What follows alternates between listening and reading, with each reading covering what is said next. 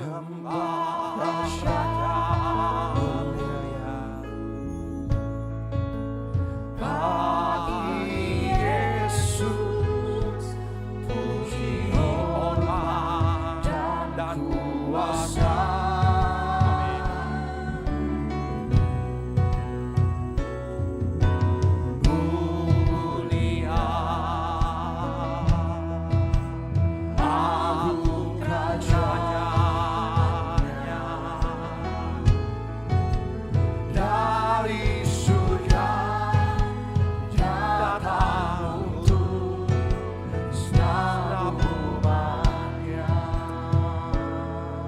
Tuhan sendiri dipermuliakan.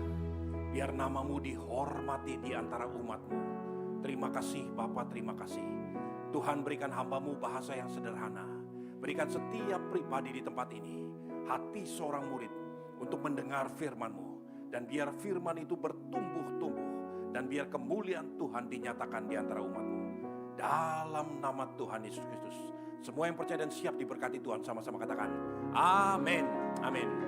Terima kasih hamba-hamba Tuhan yang melayani luar biasa. Sudah diberkati? Amin. Saudara jangan lupa minggu depan tanggal 8 jam 8 pagi dan jam 10 pagi kita ada ibadah Natal di tempat ini.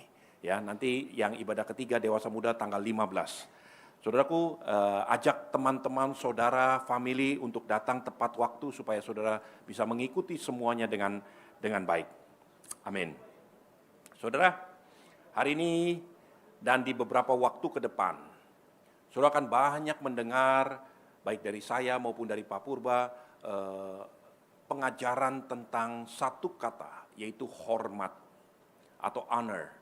Nah, saudaraku, saya ingin saudara betul-betul memperhatikan kebenaran firman Tuhan ini. Saya akan perlahan-lahan menuntun supaya gereja Tuhan ini bisa betul-betul memahami akan rencana Tuhan ini. Jika ada satu penyesalan atau satu regret gitu ya. Kalau orang Jawa bilang ada satu getun, perasaan penyesalan dalam hati saya. Mungkin saya menyesal karena saya mengenal atau memahami kebenaran ini di waktu-waktu yang agak sedikit terlambat. Saya berharap saya mengenal betul-betul ini di masa-masa dahulu pertama kali saya mengenal Tuhan. Nah, itu sebabnya saya merasa perlu sekali untuk saudara mengetahui kebenaran ini. Ada dua perkara yang saya kenal setelah saya mengiring dan melayani Tuhan sekian lama, baru saya mengenal kebenaran ini. Dua kata ini adalah the fear of God, takut akan Tuhan, dan honor atau hormat. Nah, saudaraku, saya ingin saudara betul-betul memahami sepanjang tahun 2025 nanti ke depan. Saya ingin pelan-pelan menuntun supaya semua kita memahami betul arti kata hormat ini. Dan dua hal ini, takut akan Tuhan dan hormat, ini adalah dua perkara yang tidak bisa dipisahkan satu sama lain.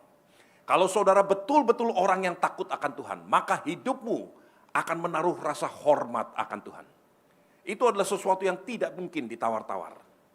Saudaraku, saya nggak perlu mengetahui bahwa istri saya beli duren atau beli nangka atau habis makan pete. Begitu saya mencium aroma bau yang ada di rumah, saya tahu persis bahwa di rumah ada duren. Kenapa? Karena ada baunya, ada aromanya. Saudara mau tahu orang yang takut akan Tuhan, aromanya, dia akan menaruh hormat terhadap apapun yang Tuhan tempatkan di dalam hidupnya. Saudaraku, saya ingin sampaikan, kalau saudara mau jujur, melihat semua kegagalan yang ada di dunia ini, baik itu kegagalan dalam pernikahan, kegagalan dalam dunia usaha, atau persahabatan, atau pertemanan, atau pekerjasamaan, kegagalan dalam masyarakat, dalam karir, dalam segala perkara, ujung-ujungnya itu satu hal, sumbernya adalah tidak adanya rasa hormat. Dishonor, itulah yang membuat kegagalan dan kehancuran yang ada hari-hari ini. Baik itu kegagalan dalam rumah tangga, kegagalan dalam usaha, dalam bisnis, dalam segala perkara. Nah, karena saya rindu supaya saudara tidak mengalami hal seperti ini, maka saudara perhatikan betul-betul pengajaran tentang hormat ini. Karena ini akan membuka wawasan kita, memahami tentang apa yang Tuhan ingin rencanakan. Saudaraku, hormat ini akan menjadi seperti kunci untuk membuka semua akses kepada rencana Tuhan. Saudara akan melihat penggenapan rencana Tuhan dalam hidupmu, dalam usahamu, dalam rumah tanggamu. Ketika saudara mengetahui kunci ini, yaitu honor atau hormat. Nah, saudaraku, saya akan pelan-pelan membuat saudara memahami kebenaran ini. Bahasa Indonesia menyebutnya dengan segala sederhana hormat. Respect disebut sebagai hormat, honor juga disebut sebagai hormat. Tapi sebetulnya ini dua hal yang berbeda. Respect itu adalah sesuatu yang saudara berikan kepada seseorang karena dia telah melakukan sesuatu yang baik atau yang berguna. Engkau memberikan respect, hormat kepada dia. Tapi honor tidak ada hubungannya dengan hal itu. Honor adalah sesuatu yang engkau berikan kepada seseorang atau sesuatu karena memang layak untuk diberikan, karena memang dia berhak untuk menerima. Jadi dengan satu kata saya ingin sampaikan, respect is something you earn. Honor is given. Hormat, respect itu adalah sesuatu yang diberikan karena sebagai upah dari sesuatu yang sudah terima. Tapi hormat yang disebut honor itu adalah sesuatu yang diberikan tanpa alasan apapun. Ini given. Nah, saudaraku, kalau saudara punya anak-anak kecil, dikasih oleh tantenya, oleh omnya, oleh siapapun, dikasih makanan. Ayo bilang terima kasih, terima kasih. Terima kasih om, terima kasih tante. Kita ajar anak kita untuk respect orang lain. Karena dia udah berbuat sesuatu buat saya, itu respect. Tapi papah mamahmu, sekalipun dia mungkin tidak pantas untuk dihormati, firman Tuhan katakan, honor your parents. Efesus 6 ayat 1 yang kedua, silakan. Efesus 6 ayat yang pertama dan kedua. Mari. Efesus 6 ayat 1 dan 2 dengan perikop taat dan kasih. Hai anak-anak, taatilah orang tuamu di dalam Tuhan, karena haruslah demikian. Hormatilah ayahmu dan ibumu, ini adalah suatu perintah yang penting, seperti yang nyata dari janji ini. Di bagian ini, di ayat yang kedua, ketika Paulus memberi perintah kepada jemaat di Efesus, dia katakan honor your parents, bukan respect your parents. Apapun yang terjadi, honor your parents. Nah, saudaraku, inilah yang Tuhan ingin sampaikan dan Tuhan ingin ajarkan supaya saudara betul-betul memahami kebenaran firman Tuhan ini. Hormat yang Tuhan maksud, yang kita akan belajar beberapa waktu ke depan, ini tidak ada hubungannya dengan apakah dia pantas atau tidak pantas dihormati. Dasarnya adalah Roma 13 ayat yang ke-7. Bayarlah cukai kepada orang yang berhak menerima cukai. Bayarlah pajak kepada orang yang berhak menerima pajak. Bayarlah hormat, honor kepada orang yang berhak menerima honor. Tidak ada hubungannya saudara setuju atau tidak setuju dengan Menteri Keuangan, saudara harus bayar pajak. Saudara setuju atau tidak setuju dengan Dirjen Bea Cukai, saudara harus bayar cukai ketika engkau memasukkan barang. Saudara setuju atau tidak setuju dengan orang tuamu, saudara harus menghormati orang tuamu. Saudara harus menghormati orang-orang yang memang Tuhan tempatkan di dalam hidupmu. Nah, saudaraku, saya ingin sampaikan, inilah yang membuat begitu banyak anak-anak Tuhan, sekalipun anak Tuhan, sekalipun sudah diurapi Tuhan, ketika mereka tidak menaruh hormat terhadap apa yang Tuhan tetapkan, maka dia tidak bisa membuka rencana Tuhan digenapi dalam hidupnya. Saudaraku, entah itu menghormati Tuhan, atau menghormati manusia, atau menghormati prinsip-prinsip kebenaran.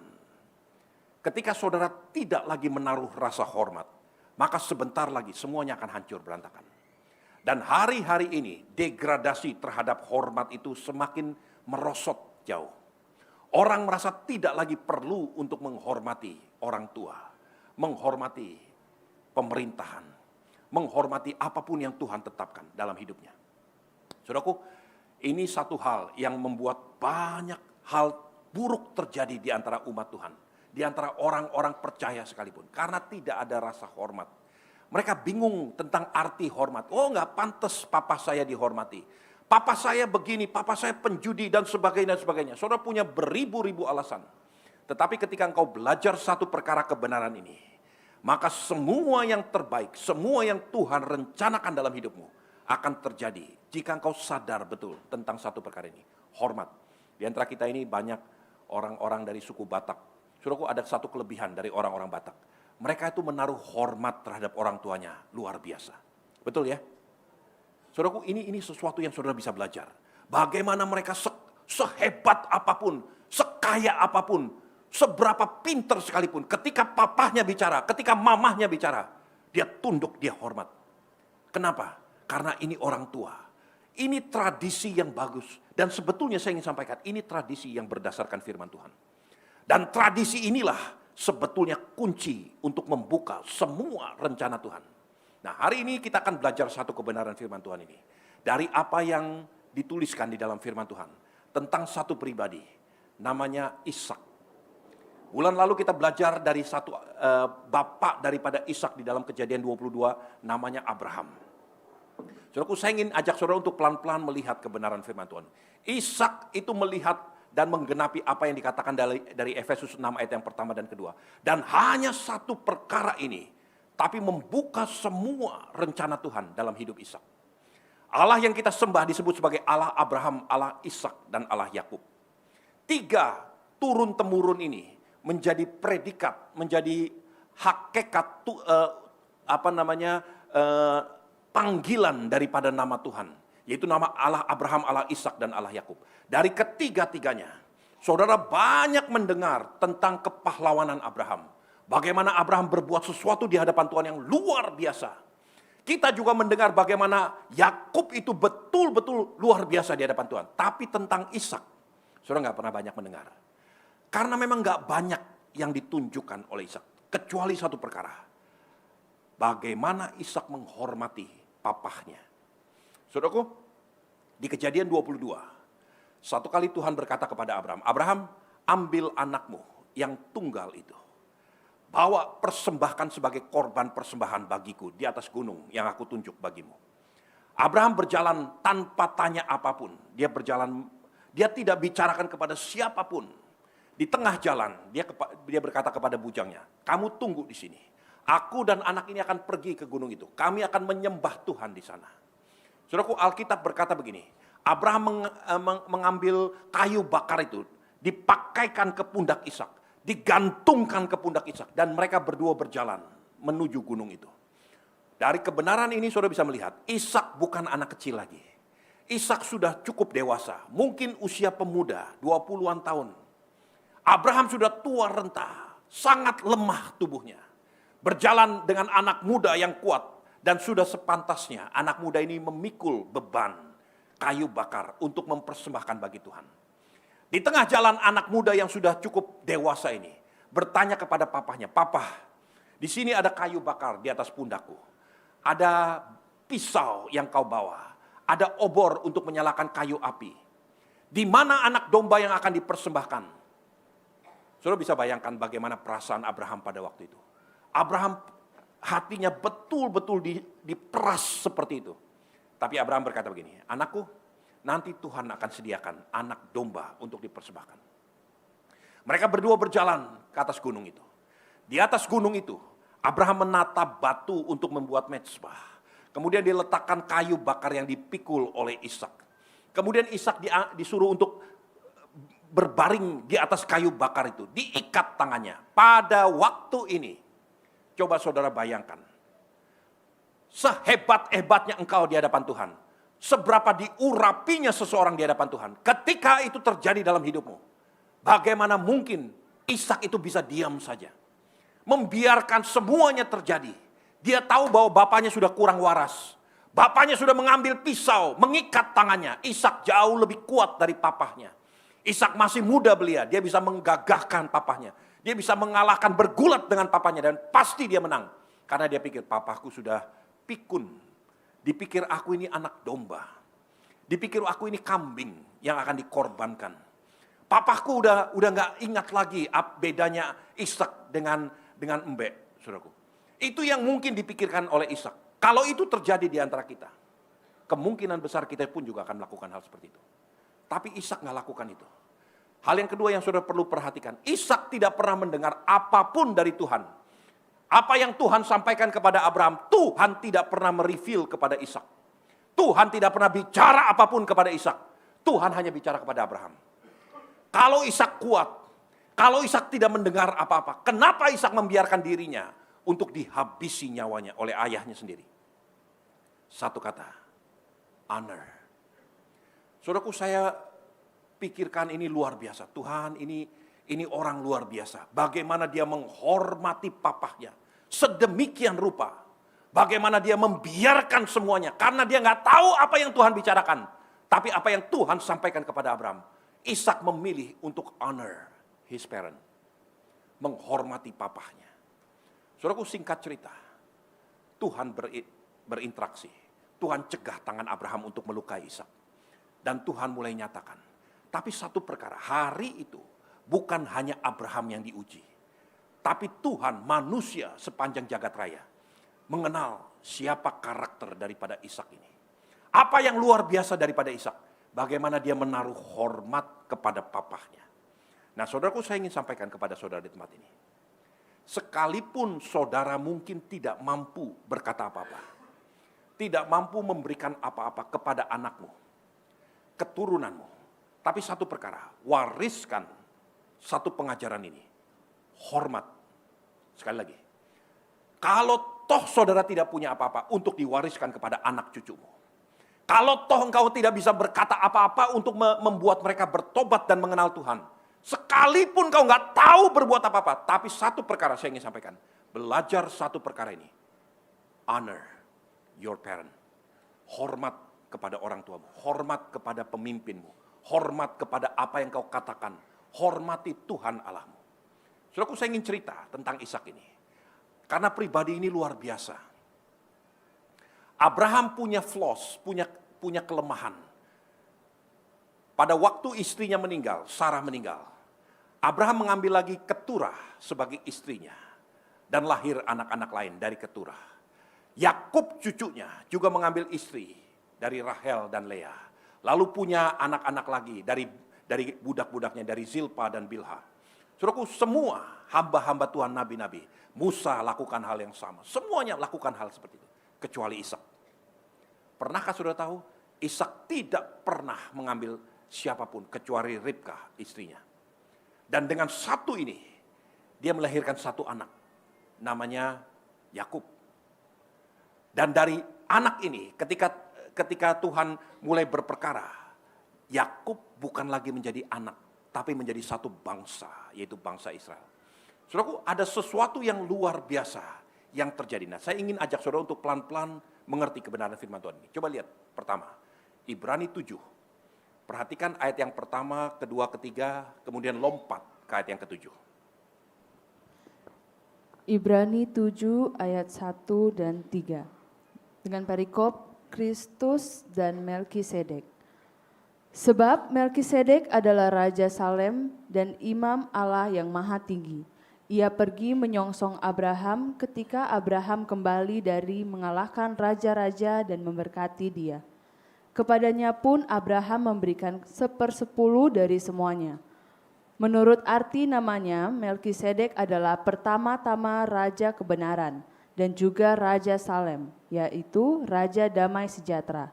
Ia tidak berbapa, tidak beribu, tidak bersilsilah, harinya tidak berawal dan hidupnya tidak berkesudahan, dan karena ia dijadikan sama dengan anak Allah, ia tetap menjadi imam sampai selama-lamanya. Nah, saudaraku, berhenti sebentar.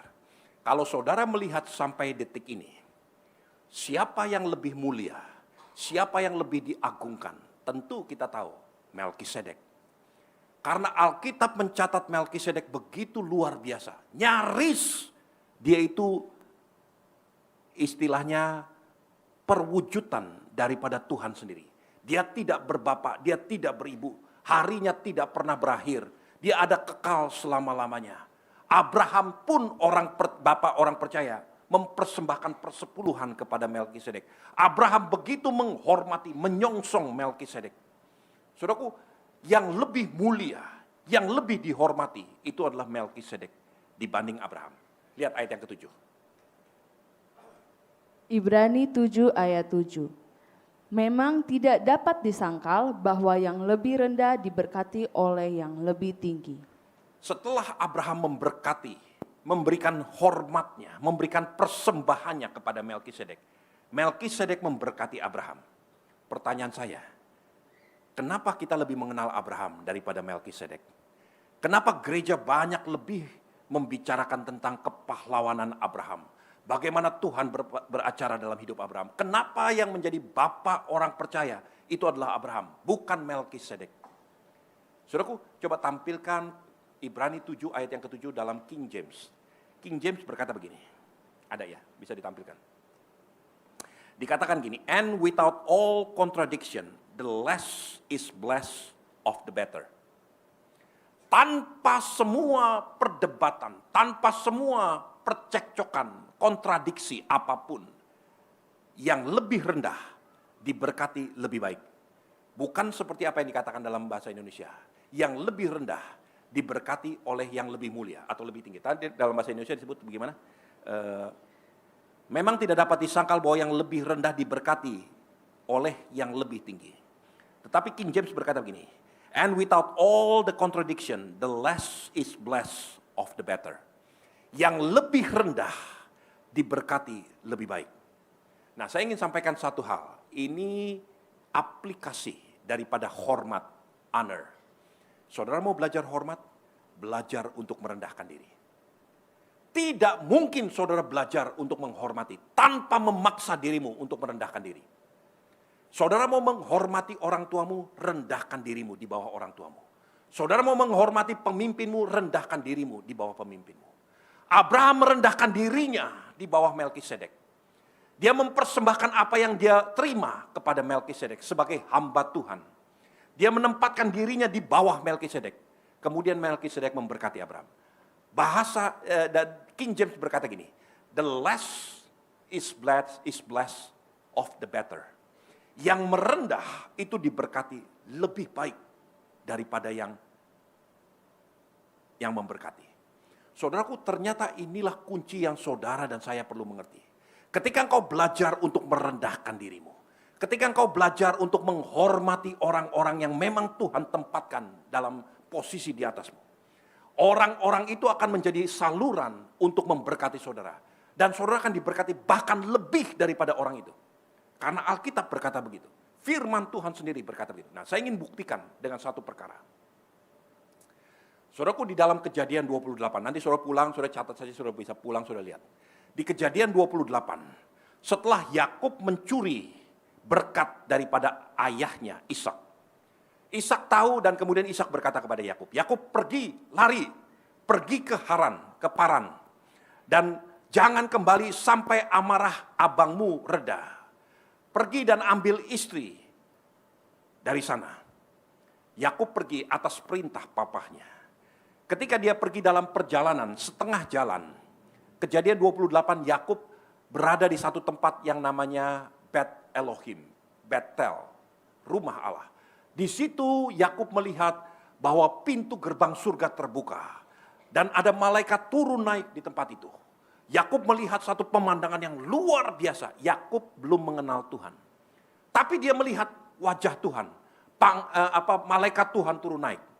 Pada waktu itu Yakub berkata gini, kalau Tuhan memberi roti makananku dan minum air minumanku, dan kalau Tuhan memimpin aku sehingga aku bisa kembali ke rumah papahku, maka Tuhan yang disembah oleh papahku akan menjadi Allah bagiku. Saudara lihat, Yakub belum menganggap Tuhan yang disembah oleh Ishak, oleh Abraham, menjadi Tuhan baginya. Pada waktu itu Allah belum disebut sebagai Allah Abraham, Allah Ishak, dan Allah Yakub. Pada waktu di Betel sekalipun, setelah diurapi oleh papahnya sekalipun, Yakub masih belum menerima kedaulatan Tuhan sebagai bapaknya. Buktinya dia berkata, kalau Tuhan beri aku makanan, kalau Tuhan beri aku minuman dan kembali ke rumah papahku, maka Tuhan akan menjadi Allahku. Dan perkataan itu dicatat oleh Tuhan. 20 tahun setelah itu, Yakub sudah bertemu dengan istri-istrinya, diberkati. Dia pulang lari, meninggalkan mertuanya Laban. Kejadian 31 mencatat begini. Ketika Yakub pergi meninggalkan Laban, Laban sadar bahwa dia sudah ditinggalkan oleh Yakub menantunya. Dan anak-anaknya dibawa oleh Yakub karena anak-anak itu adalah istrinya, istri Yakub. Laban pergi mengejar Yakub. Dan karena Laban dengan pasukannya lebih kuat, Laban berhasil mencegah Yakub. Setelah sampai bertemu dengan Yakub, Laban berkata begini, kurang ajar kamu Yakub. Kelakuanmu nggak benar begini. Kalau kamu nggak tahu, kamu tahu nggak? Aku ini punya kekuasaan, aku ini punya kemampuan untuk berbuat jahat kepadamu. Laban lebih kuat, Laban lebih kaya raya, lebih perkasa, lebih berpengaruh. Biasa, orang lebih berpengaruh, orang lebih kaya, suka sombong. Beberapa bulan yang lalu, atau beberapa minggu yang lalu sudah mendengar, ada orang kaya raya. Karena tersinggung, seorang anak kecil disuruh jongkok, gonggong seperti anjing. Betapa angkuhnya manusia. Saudaraku, ini juga terjadi dengan Laban. Laban mengejar Yakub. Dan Laban berkata gini, kalau kamu tahu, aku ini berkuasa untuk berbuat jahat kepadamu. Tapi aku nggak bisa berbuat jahat. Kenapa? Tadi malam, Laban berkata, aku bermimpi. Apa mimpi Laban? Allah Abraham dan Allah ayahmu mencegah aku untuk berbuat jahat kepadamu. Bisa-bisanya Allah Abraham dan Allah bapaknya Yakub, yaitu Allah Ishak, mencegah Laban untuk berbuat jahat kepada Yakub.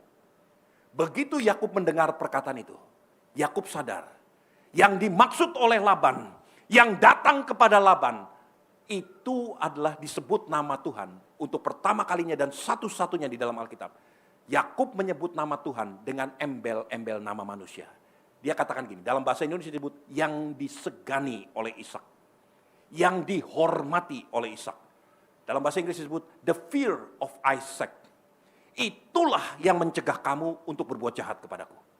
Engkau punya kemampuan, engkau punya kapasitas untuk berbuat jahat. Engkau bisa berbuat apapun semaumu.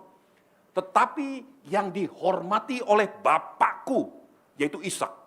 Bapakku menghormati Tuhannya, yang dihormati oleh Bapakku. Yang rasa takut yang ada pada Papaku mencegah engkau untuk berbuat jahat. Saudaraku, saya ingin sampaikan kepada saudara-saudara di tempat ini. Ada waktunya kita menyayangi anak-anak kita. Satu kali anak-anak itu dewasa, menjadi besar. Kita nggak akan mungkin bisa menginkubasi anak-anak itu. Pada waktu masih kecil, ayo kita gandeng, kemana kita pergi kita ajak. Ayo tidur, ayo makan. Semuanya kita atur. Tapi pada ada waktunya, anak itu akan besar. Ketika anak itu besar, dia mulai keluar dari rumah. Dia mulai bekerja sama orang lain. Dia mulai berasosiasi dengan siapapun. Saudara, saya ingin sampaikan, saya punya anak tiga-tiganya sudah dewasa seperti ini. Pada waktu-waktu seperti itu ada rasa takut. Bagaimana kalau orang berbuat jahat kepada anak saya? Bagaimana kalau sesuatu yang merugikan anak saya? Bagaimana kalau ada penipuan terhadap anak saya? Bagaimana kalau begini dan sebagainya? Saudaraku, ketika saya mendengar firman Tuhan ini, saya sadar satu perkara. Kalau saya menghormati Tuhan, kalau saya punya rasa takut kepada Tuhan, maka takut yang ada pada saya akan menjaga anak saya. Sudah mengerti ini? Satu kali, anak Nolvin akan berkata, takut yang ada pada Papa Nolvin, itulah yang menjaga saya. Yang dihormati oleh Papa Nolvin, itulah yang menjaga hidup saya. Sampai satu kali engkau mendengar perkataan itu keluar dari anak-anakmu, engkau akan sadar. Saudaraku, mungkin saudara berpikir, itu cuma di dalam Alkitab. Satu kali, nanti saudara akan melihat, pelan-pelan, perkara kecil. Begitu anakmu mengalami satu tekanan, satu perkara-perkara yang berat yang harus diambil keputusan. Dia akan cari papahnya. Kalau dia mengenal papahnya itu menghormati Tuhan. Kalau papahnya ada rasa takut akan Tuhan. Orang pertama yang akan dia cari adalah papahnya. Dari waktu ke waktu, ketika anak saya mengalami masalah, dia cari, Dedi, apa yang harus aku lakukan? Dedi berdoa. Loh, kamu bisa berdoa? Ya, tapi Dedi berdoa. Kenapa saya harus berdoa? Karena dia melihat takut akan Tuhan yang ada pada papahnya. Itulah yang akan memberkati dia. Saya ingin kembali lagi kepada apa yang dikatakan di dalam Kejadian 31. Setelah Yakub mendengar perkataan Laban, dia berkata gini, yang dihormati oleh Ishak, takut yang ada pada Ishak, itulah yang mencegah kamu. Nama Tuhan disebut sebagai the honor of Isaac, the fear of Isaac. Yang dihormati, yang disegani, yang ditakuti oleh Ishak, itulah yang mencegah engkau berbuat dosa. Saudaraku, pulang. Kemudian Yakub untuk pertama kalinya dia bersumpah atas nama Tuhan. Siapa nama Tuhan yang disebut? Bukan Jehovah, bukan El Shaddai, bukan Allah Yahweh. Dia menyebut nama Tuhan sebagai the fear of Isaac. The honor of Isaac. yang dihormati, yang disegani, yang ditakuti oleh Ishak. Dia bersumpah dengan Laban atas nama Tuhan yang disebut seperti itu. Saudaraku, untuk pertama kalinya, apa yang Yakub nasarkan di Kejadian 28, digenapi di Kejadian 31. Ketika dia melihat papahnya begitu takut akan Tuhan. Papahnya begitu menghormati Tuhan. Tadinya di Kejadian 28, Yakub gak tahu siapa yang harus menjadi Tuhan baginya. Dia melihat Tuhan tapi dia gak mengenal siapa itu Tuhan. Yakub berkata, kalau sampai aku pulang dan bisa makan roti, minum air. Kalau sampai aku bisa ketemu dengan papahku lagi, maka yang disembah oleh papahku akan menjadi Allahku. Saya ingin tanya kepada saudara, ada berapa saudara yang sedang berdoa buat anak-anakmu? Ada saudara yang sedang berdoa? Saya ingin sampaikan kepada saudara, hormati Allahmu. Hormati yang Tuhan tetapkan dalam hidupmu. Yang selama ini Yakub lihat, yang selama ini Yakub tahu ada dua hal. Tapi Yakub gak bisa mengerti, dia gak bisa menyambung apa tujuan ini. Yakub mendengar dari papahnya, dari kakeknya.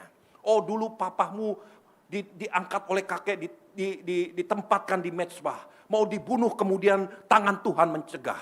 Dan papahmu diam saja. Begitu hormatnya papahmu kepada kakekmu. Yakub melihat bagaimana papahnya memegang teguh perjanjian yang Tuhan buat dengan Abraham. Bukan Tuhan buat dengan dirinya.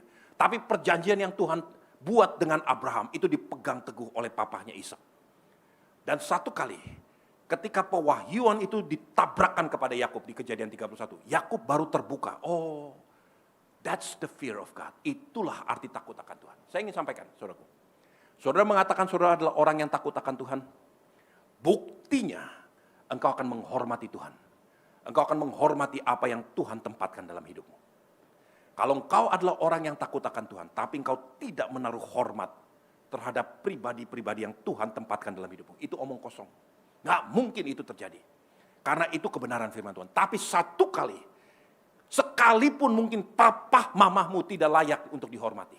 Tapi kalau engkau terus menghormati dia, satu kali pada waktunya Tuhan, engkau akan melihat bahwa Tuhan membukakan rencananya. Sampai orang lain melihat rencana Tuhan dalam hidupmu.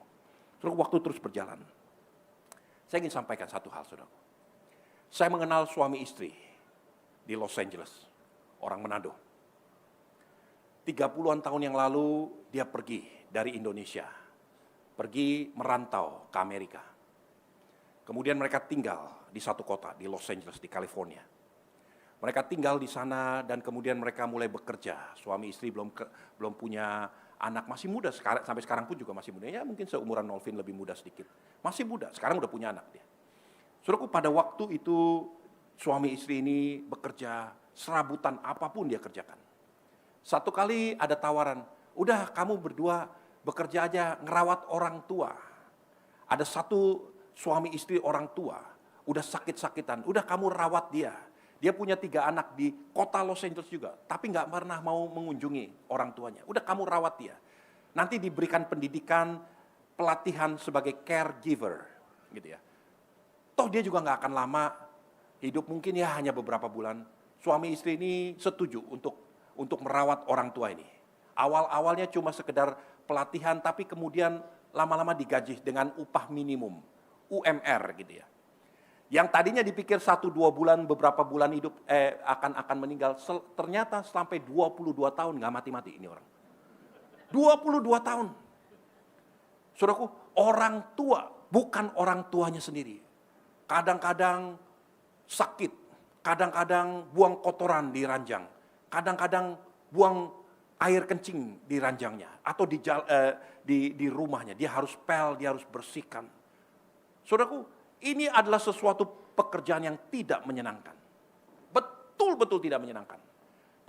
Pada peristiwa COVID, hari-hari pertama COVID terjadi, orang tua ini dua-duanya kena COVID.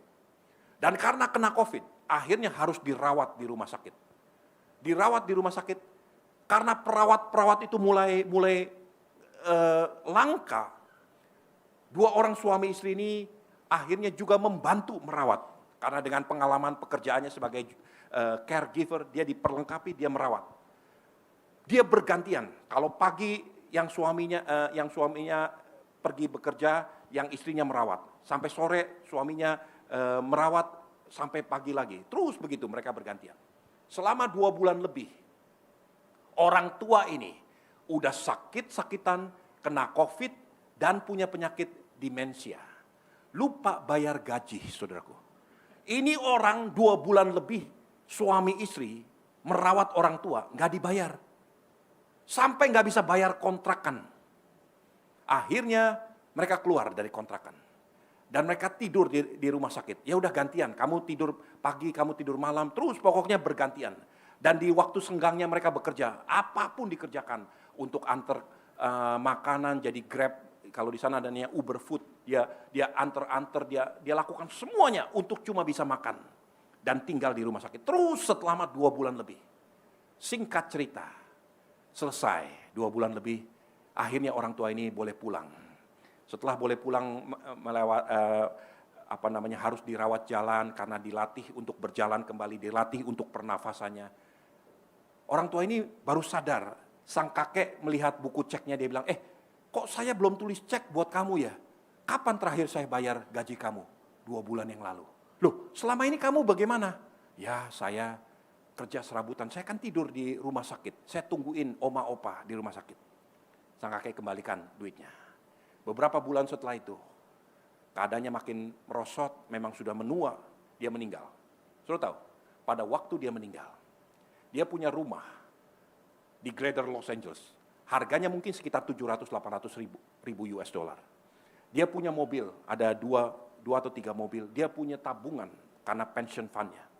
Semuanya diwariskan kepada suami istri ini. Bukan kepada anak-anaknya sendiri. Saya nggak ingat semua kata-kata itu yang dituliskan oleh pengacaranya. Pengacaranya panggil suami istri ini, karena saya pernah datang ke rumahnya sama istri saya. Pengacaranya bilang, ini ada surat wasiat dari opa oma ini. Dia bilang begini, setiap pagi, I smell the sweet fragrance of honor from you. Aku mencium aroma hormat daripadamu. Sekarang setelah semuanya nggak ada, yang terbaik ini, semua yang dia pernah kerja, dia pernah upayakan seumur hidupnya, diserahkan kepada orang yang bisa memberi hormat. Saudaraku, saya ingin sampaikan, ini hanya perkara sederhana, tapi belajar satu perkara. Kalau itu bisa terjadi, apalagi Tuhan. Saudaraku, ada satu perkara yang saya rindu betul-betul saudara belajar. Belajar satu kata ini, honor, hormat. Maka hidupmu akan berubah total. Karena tadi saya katakan, honor itu adalah kunci untuk membuka akses semua penggenapan rencana Tuhan. Semua berkat-berkat terbaik yang Tuhan persiapkan bagi hidupmu, itu hanya bisa dibuka ketika engkau belajar menghormati apa yang Tuhan berikan. Hormati rumah tanggamu, hormati istrimu, hormati suamimu, hormati pelayananmu, hormati pekerjaanmu. Perjanjian yang kau buat dengan siapapun, hormati itu. Zaman dahulu, saya bicara tadi pagi, pada waktu zaman orang tua saya, zaman-zaman dahulu, ketika mereka mau usaha, mereka datang, orang-orang Hokja datangnya kepada Om Lim Sudyong. Ko Lim, saya mau usaha jual tahu, jual sepeda, jual ini, perlu modal. Om Lim ambil dari bungkus rokok, dicoret-coret. Nih, kamu bawa ke bank. Dengan bungkus rokok itu dibawa ke bank, dia dapat pinjaman uang. Saudaraku, bertahun-tahun setelah dia mendapatkan hasil, yang pertama-tama dia pikirkan adalah, saya harus bayar, kembalikan utang. Supaya apa? Saya menjaga kehormatan ini. Hari-hari ini, udah tanda tangan di atas meterai, di hadapan notaris dengan segala saksi, bisa dibatalkan. Kenapa? Karena tidak ada hormat. Saudara mau berhasil, saudara mau melihat tahun 2025 adalah sesuatu yang luar biasa bagi hidupmu, belajar satu perkara, honor. Hormati perkataanmu, hormati komitmenmu, hormati istrimu, hormati suamimu, hormati pernikahanmu, hormati semua yang Tuhan tempatkan dalam hidupmu. Maka kau melihat rencana Tuhan akan digenapi dalam hidupmu. Amin, saudaraku. Saudara mau belajar hormat? Saudara tahu, saya selidiki, kata honor dalam bahasa Ibrani ternyata diterjemahkan hal yang sama persis dengan kata glory. Glory dalam bahasa Ibrani disebut kavod, honor dalam bahasa Ibrani disebut kavod. Glory itu atau kavod itu artinya berbobot, ditaruh nilai. Saudara tahu arti honor atau hormat? Saudara menaruh nilai. Kalau saudara tidak pernah menaruh nilai kepada perkataanmu, kalau saudara tidak pernah menaruh nilai kepada istrimu, maka istrimu akan kau sia-siakan satu kali. Semua akan hancur. Tapi mulai hari ini, persiapkan hatimu untuk masuk tahun 2025 dengan satu rasa hormat terhadap semua yang Tuhan berikan terhadap Allahmu sendiri.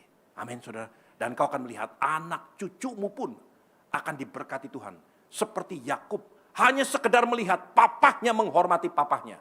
Papahnya menghormati Tuhannya. Sekalipun papahnya tidak dengar dari Tuhan, tapi karena dia hormat kepada papahnya Abraham. Satu kali, hormat yang ditaruh oleh Ishak itu menyelamatkan Yakub sendiri. Saudara mau lakukan ini? Mari tundukkan kepala hamba Tuhan, mari maju ke depan.